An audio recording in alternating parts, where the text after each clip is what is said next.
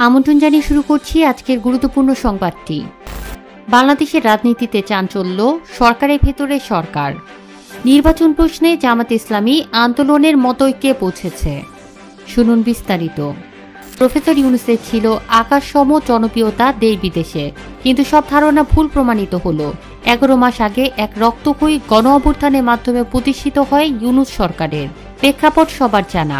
অভ্যুত্থানকালে তিনি দেশে ছিলেন না, বিদেশে বসেই তিনি শুনতে পান হাসিনা আউট। অন্তহীন খুশিতে তিনি তখন টকবক করছিলেন। দেশে ফিরলেই যেখানে তাকে জেলে যেতে হতো তার বদলে হয়তো অন্য কিছু অপেক্ষা করছে। যাই হোক, প্রথমে বিশ্বাস করেননি, পরে তার কাছে দিবালোকের মতো স্পষ্ট হয় দেশি বিদেশি টেলিফোন পাওয়ার পর। যদিও সমালোচকেরা বলছেন ঢাকায় কি ঘটছে তা তিনি জানতেন আগে ভাগেই। একটি নীল নকশার মাধ্যমে এই পরিবর্তন আসে। এখন দিন দিন পরিষ্কার হচ্ছে কি ছিল সেই নীল নকশায়, কারা ছিলেন এর সঙ্গে যুক্ত। যাই হোক, ছাত্রদের বিরামহীন প্রচেষ্টার পর প্রফেসর ইউনূস রাজি হন। অনিশ্চয়তা কেটে যায়। 8 আগস্ট 2024 প্যারিস থেকে উড়ে এসে দায়িত্ব নেন সরকারের। তখন সবার প্রত্যাশা ছিল চমকপ্রদ কিছু ঘটতে যাচ্ছে। তা কি আর হয়? শুরুতেই হোঁচট। গ্রামীণ বক্সের মধ্যে ঢুকিয়ে দেন সরকারকে। পুরনো সহকর্মী পুনর্বাসন কেন্দ্রে পরিণত হয় সরকার। এক দুর্বল উপদেষ্টা পরিষদ দেখে দেশবাসী তখন হতাশ এবং ক্ষুব্ধ। ছাত্ররা যেখানে মানসিকভাবে সরকারে যেতে প্রস্তুত ছিল না, সেখানে তাদের জায়গা দেন এক অবিশ্বাস্য চালে। আর এখানে করলেন ভুল। এখন তিনি হিসেব মেলাচ্ছেন আর বলছেন তাড়াহুড়ো করে সরকার গঠন না করে আরও সময় নেওয়া যেত। ভুল পরামর্শ যারা দিয়েছিলেন তারা এখন আখের গুছিয়ে ইউনূসের সমালোচনা করছেন আড়ালে আবডালে, কখনো বা চায়ের টেবিলে। বিপ্লবের পর তিউনেশিয়া পেয়েছিল এক দুর্বল গণতন্ত্র, বাংলাদেশ পেল এক দুর্বল সরকার। একের পর এক চ্যালেঞ্জ আসতে থাকলো। শেখ হাসিনার ফ্যাসিবাদী শাসনে কাবু ছিল রাজনীতি প্রশাসন, ব্যক্তির কথায় চলত গোটা প্রশাসন। গুম খুন ছিল নিত্যদিনের ঘটনা, ছিল না কোনো গণতন্ত্র। মানবাধিকার লঙ্ঘন প্রাতিষ্ঠানিক রূপ পেয়েছিল, টাকা লুট ছিল নেশা, বিদেশে পাচার করায় ছিল তীব্র প্রতিযোগিতা। দেশটা হয়ে গিয়েছিল ফোকলা। এর মধ্যেই প্রফেসর ইউনূস দায়িত্ব নেন। যেখানে হাত দেন সেখানেই শুধু নেই আর নেই। ভেঙে পড়ল প্রশাসন, বিশেষ করে পুলিশ প্রশাসন। আইনশৃঙ্খলা নিয়ন্ত্রণ করা ছিল তার প্রথম চ্যালেঞ্জ। এখনও তিনি লড়াই করছেন সেই চ্যালেঞ্জ মোকাবেলায়। 177 জন মানুষ মব সন্ত্রাসের শিকার হলো। সরকারের অনেক সিদ্ধান্ত বাতিলে মব সন্ত্রাস হয়ে গেল এক ধরনের হাতিয়ার। ইউনূস দেখেও না দেখার ভান করলেন। পুলিশের মনোবল চাঙ্গা করতে নেওয়া হলো অনেকগুলো কৌশল। ভুল সিদ্ধান্তের কারণে বারবার থেমে গেল সব প্রচেষ্টা, কারণ পুলিশে ছিল সম্পূর্ণ রাজনৈতিক নিয়ন্ত্রণ। হাসিনা চলে গেলেও তার প্রশাসন ছিল সচল। ঢালাও খুনের মামলা পরিণত হলো টাকা বানানোর কৌশলে। মানুষ বিরক্ত হলো, ভিন্ন রূপে আইনি শাসন ধাক্কা খেল। একজন বিশ্ববিদ্যালয়ের শিক্ষক যখন আইনের দায়িত্ব নেন, তখন সবার ধারণা ছিল এবার আইন চলবে নির্মোহভাবে। অল্প দিনের মধ্যেই সেই ধারণা ভুল প্রমাণিত হলো। হেঁটে হেঁটে তিনি আইন পরিবর্তন করতে থাকলেন। সামাজিক যোগাযোগ মাধ্যম এসবের উপর নজর রাখছে। তারা বলছে ময়লার মধ্যে আটকে যাচ্ছেন এক শিক্ষক। প্রফেসর ইউনূসের বিশ্বাসে চির ধরল। এখন অনেক দূরত্ব। আইন যেখানে অসহায়, তখন মানুষ কি করবে? মানুষ কার উপর ভরসা রাখবে? মন্ত্রণালয় সামলাতে প্রফেসর ইউনূস বেছে নিলেন এক অবসরপ্রাপ্ত সেনা কর্মকর্তাকে। সেনাকাম নির্বাচন বিশেষজ্ঞ এই কর্মকর্তা দায়িত্ব পেয়ে শুরুতেই ভুল করে বসলেন। তাকে অল্প কয়েকদিনের মধ্যেই সরিয়ে দেয়া হলো। এটাও যে ভুল ছিল, আখেরে তাই প্রমাণিত হয়েছে। এরপর যাকে বেছে নেওয়া হলো তিনিও একজন অবসরপ্রাপ্ত সেনা কর্মকর্তা। কথাবার্তা চালচলনে খুবই সাদাসিধে। সহজ সরল এই মানুষটির পক্ষে এই গুরুত্বপূর্ণ মন্ত্রণালয় চালানো যে কঠিন তা তিনি পদে পদে প্রমাণ করছেন। আসার কথা তার গায়ে কোনো ময়লা লাগেনি। তার কাছে কৃষি মন্ত্রণালয় জুড়ে দেওয়াটাও ছিল আরেকটি বড় ভুল সিদ্ধান্ত। উপদেষ্টা পরিষদ গোড়া থেকেই নির্বাচন প্রশ্নে বিভক্ত। একদল নির্বাচনের পক্ষে, অন্যদল মনে করে এখনই নির্বাচন কেন? নির্বাচন বিরোধী স্রোতটাই প্রবল। এই স্রোতটি কৌশলে ছাত্রদের সঙ্গে হাত মেলায়। তারা বলছে জাতীয় নাগরিক পার্টি ঘুরে না দাঁড়ানো পর্যন্ত নির্বাচন দেয়া কি ঠিক হবে? তারাই কিন্তু ঐকমত্য কমিশন গঠনের প্রস্তাব রেখেছিল।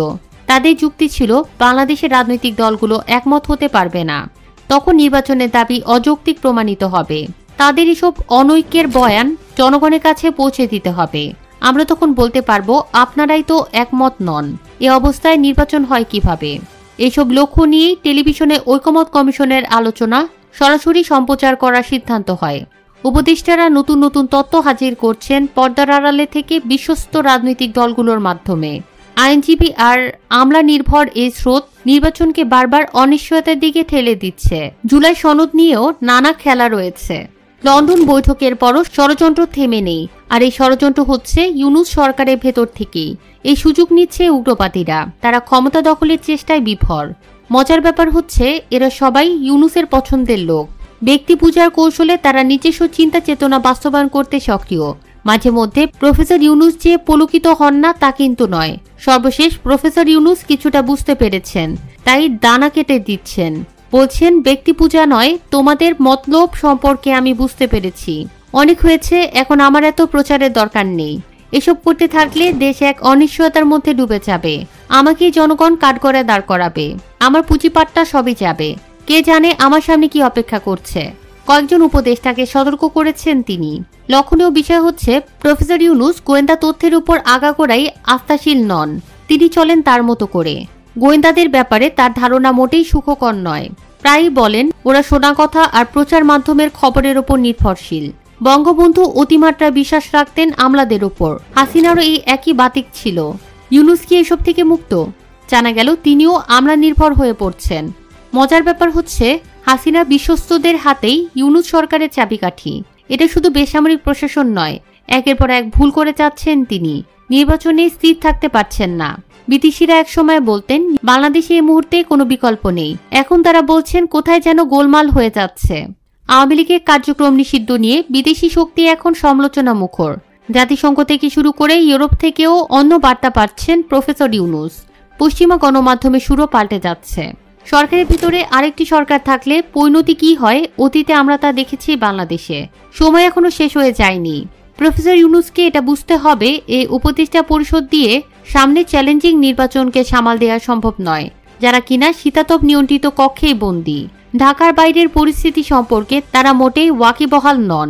এ অবস্থায় নীতি কৌশল তারা কিভাবে ঠিক করবেন? এখানে বলে রাখা ভালো, ঘুষ দুর্নীতি আরও বেড়েছে। তবে এটা স্বীকার করতেই হবে বাজার পরিস্থিতি সহনীয়।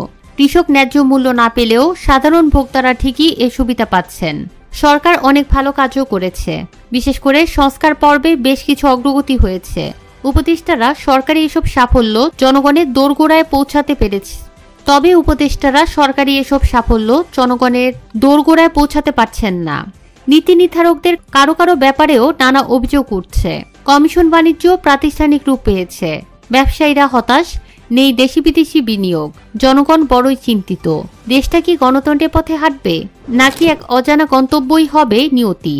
এদিকে রাজনৈতিক আদর্শে বেশ অমিল, ধর্মীয় আকীদা এবং তরিকাতেও পার্থক্য অনেক। তারপরও ভোটের রাজনীতিতে চুক্তিবদ্ধ হচ্ছে বৃহৎ দুই ইসলামী দল, জামাত ইসলামী ও ইসলামী আন্দোলন বাংলাদেশ। তাদের সঙ্গে যুক্ত হচ্ছে ইসলামী সমমনা আরও অন্তত ৮টি দল। তাদের লক্ষ্য আসন্ন নির্বাচনে ইসলামপন্থীদের ভোট এক বাক্সে আনা, যার মাধ্যমে বিএনপির বিপরীতে শক্তিশালী রাজনৈতিক বলয় তৈরি করা। ইতিমধ্যে জামাতের আমির ও ইসলামী আন্দোলনের আমিরের মধ্যে একান্ত বৈঠক হয়েছে এ নিয়ে। আর গত ২৮শে জুন প্রকাশ্য জনসমাবেশে বিষয়টি প্রকাশ্য করা হয়। ওই দিন রাজধানী সোহরাওয়ার্দী উদ্যানের বিশাল সমাবেশে জামাত ও ইসলামী আন্দোলনের প্রথম সারির একাধিক নেতা আগামীতে ইসলামপন্থীদের রাষ্ট্রীয় ক্ষমতায় যাওয়ার কথাও বলতে শোনা যায়। ওই সভায় ইসলামী আন্দোলনের নায়েবে আমির সৈয়দ মোহাম্মদ ফয়জুল করিম বলেন, যদি কেউ মুনাফিকি না করি তবে আগামীতে ক্ষমতায় যাবে ইসলামী শক্তি। তিনি বলেন, এই সমাবেশ সাক্ষী, কেউ মুনাফিকি করলে জাতি তাদের চিহ্নিত করবে। এই সমাবেশে বিএনপি ছাড়া ইসলামী সমমনার ১০ দলের নেতারা উপস্থিত ছিলেন।